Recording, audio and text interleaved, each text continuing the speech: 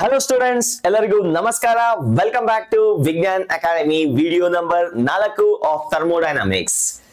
ಈ ವಿಡಿಯೋದಲ್ಲಿ ಡಿಸ್ಕಸ್ ಮಾಡ್ತೀವಿ the derivation of Mayer's relation Cp minus Cv is equals to R. ಮತ್ತೆ ಇವೆರಡು ಇಂಪಾರ್ಟೆಂಟ್ ಅಬ್ಸರ್ವೇಷನ್ಸ್ ಆ ಡಿರೈವೇಷನ್ಸ್ ಅಲ್ಲಿ ಬರುತ್ತೆ. Delta Q is equals to mu C P delta T, delta U is equals to mu C V delta T. ಇದನ್ನ already ನೀವು ಕೆಮಿಸ್ಟ್ರಿಯಲ್ಲಿ ಕೂಡ ಓದಿರ್ತೀರಿ. So NEET long term students ಅಥವಾ ಯಾವುದೇ exam long term students I think ಈ ವಿಡಿಯೋನ skip ಮಾಡಬಹುದು. ಅಟ್ ಲೀಸ್ಟ್ ಇದಕ್ಕೆ ರೀಸನ್ ಗೊತ್ತಿದ್ರೆ ಸೊ ಲಾಸ್ಟ್ ಅಲ್ಲಿ ಇದನ್ನ ಡಿಸ್ಕಸ್ ಮಾಡ್ತೀನಿ using first law of thermodynamics. ಯಾಕೆ C P is always greater Dhan C V ಅನ್ನೋ ಕಾನ್ಸೆಪ್ಟ್ ನ ನಾನು ರಿಯಲಿಸ್ಟಿಕ್ ಆಗಿ ಎಕ್ಸ್ಪ್ಲೈನ್ ಮಾಡಕ್ಕೆ ಟ್ರೈ ಮಾಡ್ತೀನಿ. ಸೊ ಈ ಕ್ವಶನ್ ಈ ವಿಡಿಯೋನಲ್ಲಿ ಬರೀ ಡಿರೈವೇಟಿವ್ ಪಾರ್ಟ್ ಇರುತ್ತೆ, ಮ್ಯಾಕ್ಸಿಮಮ್ ಪ್ರಾಬ್ಲಮ್ಸ್ ಯಾವುದು ಇರಲ್ಲ. ಸೊ ಹಾಗಾಗಿ ಸೊ ನೀವು ಸೀದಾ ಇಲ್ಲಿಗೆ ಸ್ಕಿಪ್ ಆಗಿ ಅಥವಾ ನೆಕ್ಸ್ಟ್ ವಿಡಿಯೋಗೆ ಸ್ಕಿಪ್ ಆಗ್ಬೋದು neat long term students. So coming back to the derivation of Cp minus Cv is equals to R. So andre dine Mayer relation anta karithavi. So what is the relation between Cp and Cv? Of course Cp by divided by Cv na ನಾವು gamma anta karidvi, that is specific heat capacities ratio anta karidvi. So iga Cp minus Cv is equals to R na derive ಮಾಡಬೇಕಾದ್ರೆ so ಒಂದು gas system na consider ಮಾಡೋಣ. Let us consider a thermodynamic system where the gas is filled with a piston which is fixed in its position. So ಈಗ piston ಒಂದು fix ಆಗಿದೆ, ಆ ತರ ಒಂದು gas cylinder ನ ತಗೊಂಡಿದ್ದೀನಿ. So let us consider gas in this. So this is fixed piston. Fixed piston ಅಂದ್ರೆ ಏನಿಲ್ಲ, ಅದ್ರ ವಾಲ್ಯೂಮ್ ಗ್ಯಾಸ್ ವಾಲ್ಯೂಮ್ ಚೇಂಜ್ ಆಗ್ಬೇಕು ಅನ್ಕೊಂಡ್ರು ಆಗಲ್ಲ. ಸೊ ನಿಮ್ಮ ಟ್ರಾಕ್ಟರ್ ಅಲ್ಲಿ ಒಂದು ಪಿನ್ ಹಾಕಿ ಅದ್ರ ಮೂವ್ಮೆಂಟ್ ನ ಕಟ್ ಮಾಡ್ತಾರಲ್ಲ, ಅದರ ಒಂದು ಪಿನ್ ಹಾಕಿ ಲಾಕ್ ಮಾಡೋಣ. So let us assume the piston is immovable, piston move ಆಗಕ್ಕೆ ಆಗಲ್ಲ. ಸೊ ಈ ತರ ಇರ್ತಕ್ಕಂಥ ಒಂದು ಸಿಸ್ಟಮ್ ನಲ್ಲಿ ಒಂದು ಐಡಿಯಲ್ ಗ್ಯಾಸ್ ನ ಕನ್ಸಿಡರ್ ಮಾಡಿದ್ವಿ, ಐಡಿಯಲ್ ಗ್ಯಾಸ್. ಸೊ ಈಗ ಏನೇ ಆಗ್ಲಿ, whatever the process happens, that will happen at the constant volume. So ಈಗ ಕಾನ್ಸ್ಟೆಂಟ್ ವಾಲ್ಯೂಮ್ ಇದೆ ಈ system, whatever you do volume will not change. ಇಂಥ ಸಿಚುವೇಶನ್ ಅಲ್ಲಿ ಸ್ವಲ್ಪ ಹೀಟ್ ನ ಸಪ್ಲೈ ಮಾಡ್ತೀನಿ. So let us heat the system at constant volume. So heating at constant volume. So constant volume ನಲ್ಲಿ heat ಮಾಡಿದ್ರೆ ಕೊಡ್ತಕ್ಕಂಥ ಇಂಟರ್ನಲ್ ಎನರ್ಜಿ ಕೊಡ್ತಕ್ಕಂಥ heat energy ಎಲ್ಲಾನು ಎಲ್ಲಿಗೆ ಹೋಗುತ್ತೆ, ಪೂರ್ತಿ ಇಂಟರ್ನಲ್ ಎನರ್ಜಿಗೆ ಹೋಗುತ್ತೆ. So let us consider the equation of the molar specific heat capacity of a gas at a constant volume. C V equation ನ ನೆನಪು ಮಾಡ್ಕೊಳ್ಳಿ. So 1 mu into delta Q divided by delta T is the equation for molar specific heat capacity at constant volume. So ನಾನು ಇದೆಲ್ಲ ಗೊತ್ತಿದೆ ಅಂತ expect ಮಾಡ್ತಾ ಇದ್ದೀನಿ. So ಈ ಈಕ್ವೇಶನ್ ಪ್ರಕಾರ delta Q is equals to mu into Cv delta T, where mu is a number of moles, Cv is a molar specific heat capacity at constant volume, delta T is a change in the temperature. ಹೌದಾ? So ಈಗ first law of thermodynamics ನ ಬರೀತೀನಿ according to flute. First law of thermodynamics, delta Q is equals to delta U plus delta W ಅಥವಾ P delta V ಅಂತ ಬರೀತೀನಿ, P delta V. So ಇದೇನಿದು first law of thermodynamics already ಮಾಡಿದ್ದೇನೆ. So I hope you know this one. So ಈಗ volume fix ಆಗಿದೆ ಅಂದ್ರೆ work done ಎಷ್ಟಾಗುತ್ತೆ, 0 ಆಗುತ್ತೆ. ವರ್ಕ್ ವಾಲ್ಯೂಮ್ ಅಂದ್ರೆ ಈ ಪಿಸ್ಟನ್ ಮೂನೇ ಆಗಲ್ಲ ಅಂದ್ರೆ ಚೇಂಜ್ ಇನ್ ವಾಲ್ಯೂಮ್ 0 ಆಗಿರುತ್ತೆ. ಸೊ ಹಾಗಾಗಿ ಸೊ ಡೆಲ್ಟಾ ವಿ 0 ಆದ್ರೆ ಈ ಪೂರ್ತಿ ಟರ್ಮ್ ಏನಾಗುತ್ತೆ, 0 ಆಗುತ್ತೆ. According to first law of thermodynamics, when you fix the volume, ನೀವೇನಾದ್ರು ವಾಲ್ಯೂಮ್ ನ ಫಿಕ್ಸ್ ಮಾಡಿದ್ರೆ ನೀವು ಕೊಡ್ತಕ್ಕಂಥ ಹೀಟ್ ಎನರ್ಜಿ ಎಲ್ಲಾನು ಎಲ್ಲಿಗೆ ಹೋಗುತ್ತೆ, it appears as a change in internal energy. Very important observation. So volume ನ ಫಿಕ್ಸ್ ಮಾಡಿದ್ರೆ ನೀವು ಕೊಡ್ತಕ್ಕಂಥ ಹೀಟ್ ಎನರ್ಜಿ ಎಲ್ಲಾನು ಎಲ್ಲಿಗೆ ಹೋಗುತ್ತೆ, ಇಂಟರ್ನಲ್ ಎನರ್ಜಿ ಆಗಿ ಮಾರ್ಪಾಡ್ ಆಗುತ್ತೆ. ಸೊ ಹಾಗಾದ್ರೆ ಡೆಲ್ಟಾ ಕ್ಯೂ ಬದಲು ನಾನು delta U is equals to mu C V delta T ಅಂತ ಬರೀಬಹುದು. So we want this relation. ಆಗ್ಲೇ ನೋಟ್ ಪಾಯಿಂಟ್ ಅಂತ ಬರ್ತಿದ್ನಲ್ಲ, ಸೊ ಓಪನಿಂಗ್ ಸ್ಲೈಡ್ ಅಲ್ಲಿ ಸೊ ಅದನ್ನೇ ಬರ್ದಿದ್ದು, delta U is equals to mu C V delta T. So this is change in the temperature, this is a change in the internal energy, this is number of moles, molar specific heat capacity at constant volume. So idu aadmele let us call this as equation number 1. on side ge ಹೇಳ್ತೀನಿ. So ಇದು fixed piston, ಈ ಕಡೆ ಇಲ್ಲಿ ಬರೀತೀನಿ fixed piston ಅಂದ್ರೆ ಏನು ಇಲ್ಲ, volume of the gas ಏನಾಗಿದೆ, ಫಿಕ್ಸ್ ಆಗಿದೆ. ಸೊ ಈಗ ಇದೇ ತರ ಇನ್ನೊಂದು ಸಿಸ್ಟಮ್ ನ ಕನ್ಸಿಡರ್ ಮಾಡೋಣ. Let us consider another system similar, exactly similar ಇರ್ತಕ್ಕಂಥ ಇನ್ನೊಂದು system. Same kind of gases, same volume, same piston, same cylinder, ಎಲ್ಲ ಏನೇನಿದೆಯೋ ರೆಪ್ಲಿಕಾ ಮಾಡ್ತಾ ಇದ್ದೀನಿ. ಸೊ ನಾವು the gas is allowed to expand ಆಗೋದಕ್ಕೆ ಅಲೋ ಇದೆ, but on condition is keeping the pressure constant. ಇಲ್ಲಿ ಏನ್ ಕಾನ್ಸ್ಟೆಂಟ್ ಇಟ್ಟಿದ್ವಿ, ವಾಲ್ಯೂಮ್ ನ ಕಾನ್ಸ್ಟೆಂಟ್ ಇಟ್ಟು ಹೀಟ್ ಮಾಡ್ತಾ ಇದ್ವಿ. ಸೊ ಇಲ್ಲಿ ನಾನು ಏನ್ ಮಾಡ್ತೀನಿ, ಹೀಟ್ ನ ಸಪ್ಲೈ ಮಾಡ್ತೀನಿ. I'll supply heat delta Q to the system by keeping the pressure constant. Heat the system at constant pressure. Pressure na constant into heat ಮಾಡ್ತೀನಿ. So let us write the equation for this one. ಯಾವುದು, molar specific heat capacity at constant pressure. Cp ಗೆ equation ನಮ್ಗೆ already ಗೊತ್ತಿದೆ, 1/μ into delta Q divided by delta T at constant pressure. Same equation ಬರುತ್ತೆ, but still so ಇದನ್ನ ಈ process ಮಾಡುವಾಗ constant pressure, ಈ process ಮಾಡುವಾಗ constant volume. So it is understood. ಅದನ್ನ ಈ ತರ ಇಂಡಿಕೇಟ್ ಮಾಡ್ತೀವಿ. So keeping the volume constant in this procedure, so keeping the pressure constant. Mathematically same ಬರ್ತಿದೆ, but physical meaning different ಇದೆ. ಇಲ್ಲಿ ವಾಲ್ಯೂಮ್ ಕಾನ್ಸ್ಟೆಂಟ್ ಇರ್ತಿದ್ವಿ, ಇಲ್ಲಿ ಪ್ರೆಷರ್ ನ ಕಾನ್ಸ್ಟೆಂಟ್ ಇರ್ತಿದ್ವಿ. So according to this you can write delta Q is equals to mu into Cp into delta T. So I'll call this as a equation number 2. ಇದನ್ನ equation 2, ಇದು already 1 ಕೊಟ್ಟಿದ್ದೀನಿ. So let us call this as equation number 2. So ಈಗ first law of thermodynamics ನ ತಗೊಂತೀನಿ. So according to float, first law of thermodynamics, delta Q is equals to delta U plus delta W ಅಥವಾ P delta V ಅಂತ ಬರೀತೀನಿ. Differential form ಅಲ್ಲಿ ಬರೀತಾ ಇದ್ದೇನೆ. delta Q is equals to delta U plus P delta V. That is P delta V, change in the volume. This is the change in internal energy. This is the change in the amount of heat supplied. ಎಷ್ಟು heat supply ಮಾಡ್ತೀವಿ ನೋಡಿ. ಇಲ್ಲಿ temperature according to our understanding of Cp, temperature ಎಷ್ಟು change ಆಗ್ತಾ ಇದೆ, delta T is a change in temperature. ಇಲ್ಲೂ ಅಷ್ಟೇ delta T ಅಷ್ಟು ಟೆಂಪರೇಚರ್ ಚೇಂಜ್ ಆಗ್ತಾ ಇದೆ. ಸೊ ನೋಡಿ, ನಾನು ಇಲ್ಲಿ ಒಂದು ಕ್ವಶನ್ ನ ಕೇಳ್ತೀನಿ. ಇಂಟರ್ನಲ್ ಎನರ್ಜಿ ಅನ್ನೋದು state variable, path variable?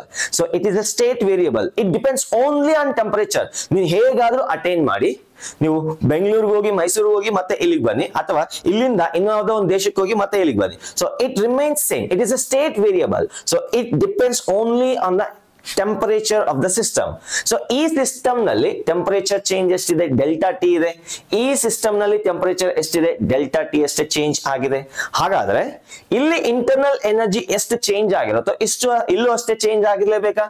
So according to the concept of state variable ಅಂದ್ರೆ ಅದು ಟೆಂಪರೇಚರ್, ಇದು ಡೆಲ್ಟಾ T ಚೇಂಜ್ ಆಗ್ತಿದೆ, ಇದು ಡೆಲ್ಟಾ T ಚೇಂಜ್ ಆಗ್ತಿದೆ. ಹಾಗಾದ್ರೆ change in the internal energy must be same. So ಹಾಗಾದ್ರೆ ಇಲ್ಲಿರೋ ಡೆಲ್ಟಾ U ಈ ಗ್ಯಾಸ್ಗೂ ಅನ್ವಯಿಸುತ್ತೆ, ಈ ಗ್ಯಾಸ್ಗೂ ಅನ್ವಯಿಸುತ್ತೆ. ಸೊ ಡೆಲ್ಟಾ U ಏನಿದೆ ಅಕಾರ್ಡಿಂಗ್ ಟು ಈಕ್ವೇಶನ್ ನಂಬರ್ 1, ಅದನ್ನ ಇಲ್ಲಿ ಸಬ್ಸ್ಟಿಟ್ಯೂಟ್ ಮಾಡಿ. ಸೊ ಡೆಲ್ಟಾ Q ಗೆ ಇಲ್ಲೇನಿದೆ ಅದನ್ನ ಇಲ್ಲಿ ಸಬ್ಸ್ಟಿಟ್ಯೂಟ್ ಮಾಡಿ. So let me substitute here. So ಇದನ್ನ ಮತ್ತೆ ಇದನ್ನ ಇಲ್ಲಿ ಸಬ್ಸ್ಟಿಟ್ಯೂಟ್ ಮಾಡ್ತೀನಿ. ಸೊ ಡೆಲ್ಟಾ Q ಜಾಗದಲ್ಲಿ mu Cp delta T, that is equals to delta U ಜಾಗದಲ್ಲಿ mu into Cv delta T plus P delta V. So ಅದು ಹಾಗೆ ಇರಲಿ. So let us consider ideal gas equation. Ideal gas equation, PV is equals to mu RT, where mu is the number of moles, R is a universal gas constant, and T is a temperature. So let us differentiate this with respect to the variable. Differentiate ಮಾಡ್ತೀನಿ. So differentiating above equation. So ಇದನ್ನ differentiate ಮಾಡಿದ್ರೆ first ಇದನ್ನ constant ಅಂತ consider ಮಾಡಿ, ಇದನ್ನ differentiate ಮಾಡಿ. ಅದೇ product rule, I'm using product rule of differentiation. UV, differentiation of UV, U dV by dx plus V du by dx. So ಅದನ್ನ use ಮಾಡ್ಕೊಂಡ್ರೆ, so P into delta V plus V into delta P, that is equals to differentiation of this term. So ಇದು constant, ಇದು ಮಾತ್ರ variable. So ಹಾಗಾಗಿ mu R into delta T ಬರುತ್ತೆ. So therefore P delta V, sorry, not P delta V. So ಈಗ ನಾವು pressure ನ constant ಆಗಿ, so not pressure, volume ನ ಕಾನ್ಸ್ಟೆಂಟ್ ಆಗಿ ಇಟ್ಕೊಂಡಿದ್ರೆ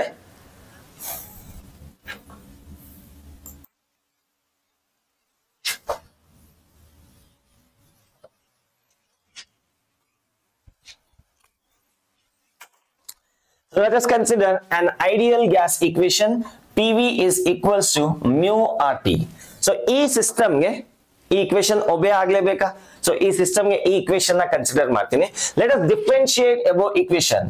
ಡಿಫರೆನ್ಶಿಯೇಟ್ ಅಬೋ ಇಕ್ವೇಶನ್. ಸೊ ಮೇಲಿರೋ ಇಕ್ವೇಶನ್ ನ ಡಿಫರೆನ್ಶಿಯೇಟ್ ಮಾಡಿದ್ರೆ ಏನ್ ಸಿಗತ್ತೆ?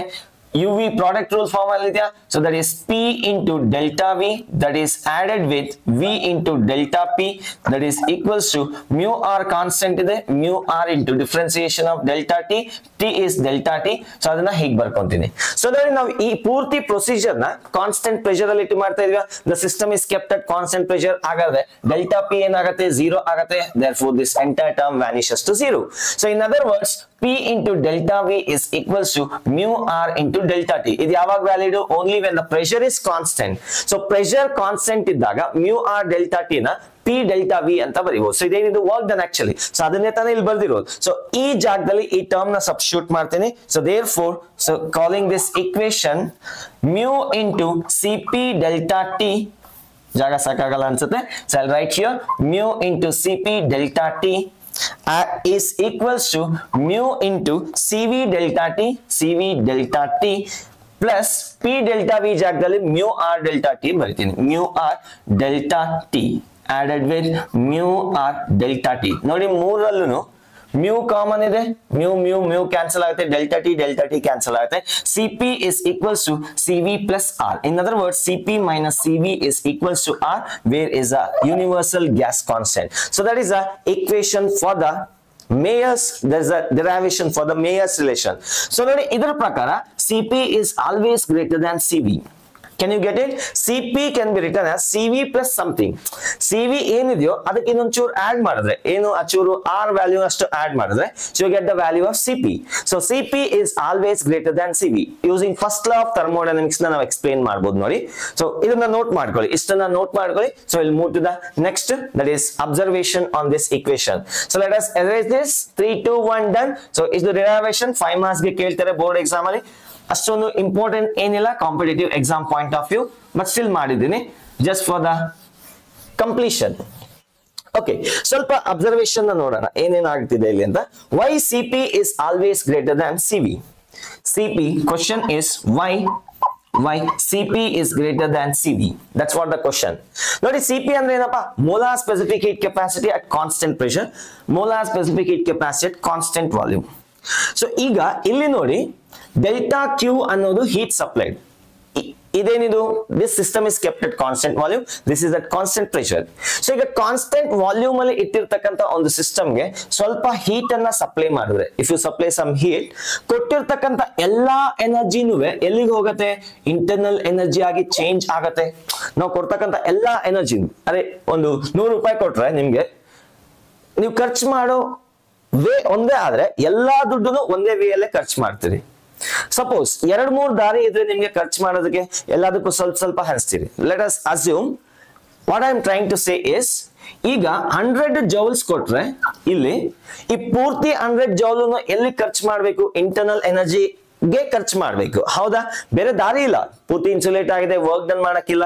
ಬಟ್ ಇಲ್ಲೇನಾಗ್ತದೆ, ಈಗ 100 ಜೌಲ್ ಅನ್ನ ಎನರ್ಜಿ ಕೊಟ್ರೆ ಪೂರ್ತಿ ಇಲ್ಲೇ ಸ್ಪೆಂಡ್ ಮಾಡಲ್ಲ, ಇಂಟರ್ನಲ್ ಎನರ್ಜಿಗೆ ಸ್ಪೆಂಡ್ ಮಾಡಲ್ಲ, ಸ್ವಲ್ಪ ಇಂಟರ್ನಲ್ ಎನರ್ಜಿಗೆ ಕೊಡುತ್ತೆ. ಇನ್ ಮಿಕ್ಕಿದ್ದು ವರ್ಕ್ ಡನ್ ಆಗತ್ತೆ. ವರ್ಕ್ ಡನ್ ಸ್ವಲ್ಪ, ಇಂಟರ್ನಲ್ ಎನರ್ಜಿ ಸ್ವಲ್ಪ ಇನ್ಕ್ರೀಸ್ ಆಗುತ್ತೆ. ಇಲ್ಲಿ ಖರ್ಚು ಮಾಡಕ್ಕಿರೋದು ಒಂದೇ ದಾರಿ, ಇಲ್ಲಿ ಖರ್ಚು ಮಾಡಕ್ಕಿರೋದು 2 ದಾರಿ. ಸೊ ಈಗ ಹೇಳಿ, ಟೆಂಪರೇಚರ್ ಯಾವ್ದ್ರಲ್ಲಿ ಬೇಗ ಜಾಸ್ತಿ ಆಗತ್ತೆ? ಆಬ್ವಿಯಸ್ಲಿ ಇದರಲ್ಲಿ.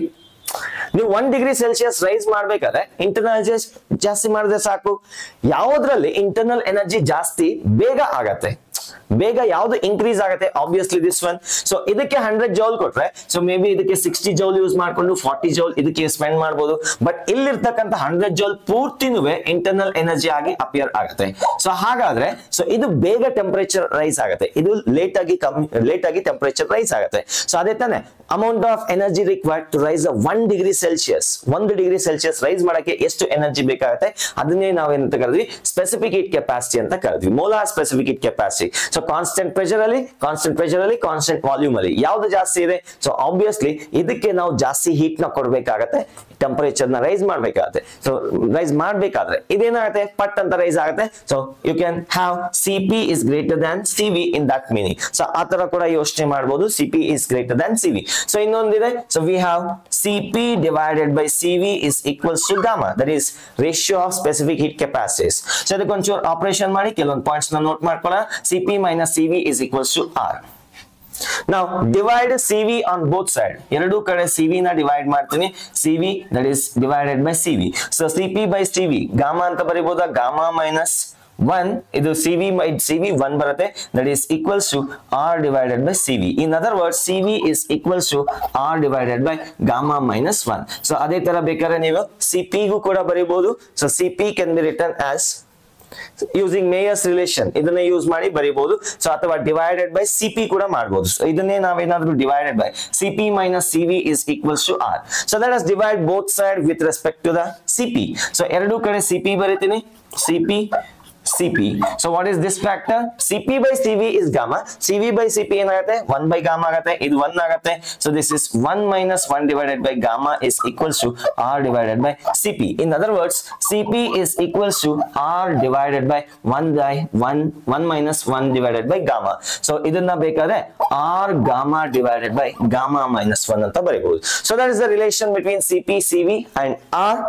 ಗಾಮಾ ಎಲ್ಲದನ್ನೇ ನಾವು ಇಂಪ್ಲಿಮೆಂಟ್ ಮಾಡಕ್ಕೆ ಟ್ರೈ ಮಾಡಿದ್ವಿ. ಸೊ ಈ ವಿಡಿಯೋ ತುಂಬಾ ಸ್ಮಾಲ್ ಆಗಿರುತ್ತೆ. ಸೊ ಓದ್ತಾ ಇರಿ. All the very best. Jai Hind, Jai Karnataka.